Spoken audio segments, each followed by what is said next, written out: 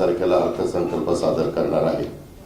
परंतु अलीकडच्या काळात अधिवेशनाच्या पूर्वसंध्येला नेहमीच आजपर्यंतची परंपरा होती की राज्याच्या मुख्यमंत्र्यांनी सर्व विरोधी पक्षाच्या सन्माननीय सदस्यांना बोलवायचं, विरोधी पक्ष नेत्याला बोलवायचं आणि निमंत्रित केल्यानंतर साधारण काय बाबा महत्वाचे प्रश्न आहेत, काय चर्चा विषयाची चर्चा करायची वगैरे साधक बाधक चर्चा होत होती। परंतु अलीकडं एक अलिखित प्रथेप्रमाणे चहापानाला न येण्याचा निर्णय घेतला गेलेला आहे।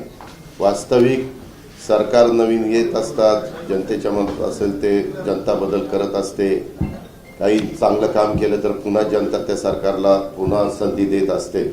असं असलं तरी देखील आम्हाला प्रचंड मोठ्या प्रमाणावर बहुमत मिळालेलं आहे, ही वस्तुस्थिती खरी आहे आणि आमचा सगळ्यांचा प्रयत्न महायुतीचं सरकार चांगलं चालावं, प्रश्न व्यवस्थितपणे त्या ठिकाणी सुटावेत या प्रकारे आमचं सगळ्यांचं कामकाज चाललेलं आहे। राज्यासमोरच्या महत्वाच्या प्रश्नावर चर्चा पण आम्हाला विरोधी पक्ष नेत्यांची आणि सदस्यांच्या बरोबर करायची होती, परंतु त्यांनी भलं मोठं पत्र, यावेळेसचं पत्र तर आजपर्यंत जेवढे काही विरोधी पक्ष नेते होऊन गेले त्याच्यातलं सगळ्यात मोठं पत्र आज आम्हाला त्यांनी मुख्यमंत्री महोदयांना आणि सरकारला दिलेलं आहे। अधिवेशनाच्या पहिल्या दिवशी राज्यपाल महोदय देखील संयुक्त सभागृहाला अभिभाषण सादर करतील आणि नंतर पुरवणी मागण्या, अशा प्रकारचं आमचं ते कामकाज होणार आहे।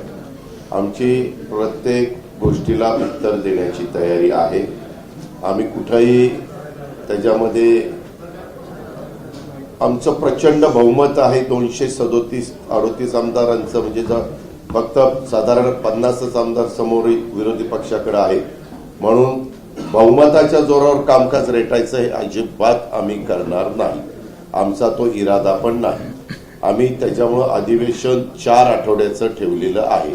उलट पहिल्या आठवड्यामध्ये जागतिक महिला दिन असल्यामुळे 8 तारखेला पण अधिवेशन ठेवून पुण्यश्लोक अहिल्यादेवी होळकरांची 300वी जयंती असल्यामुळं त्याला एक वेगळं महत्व आहे आणि म्हणून ती पण चर्चा आम्ही त्या दिवसभर शनिवारीचा दिवस असताना देखील ठेवलेली आहे।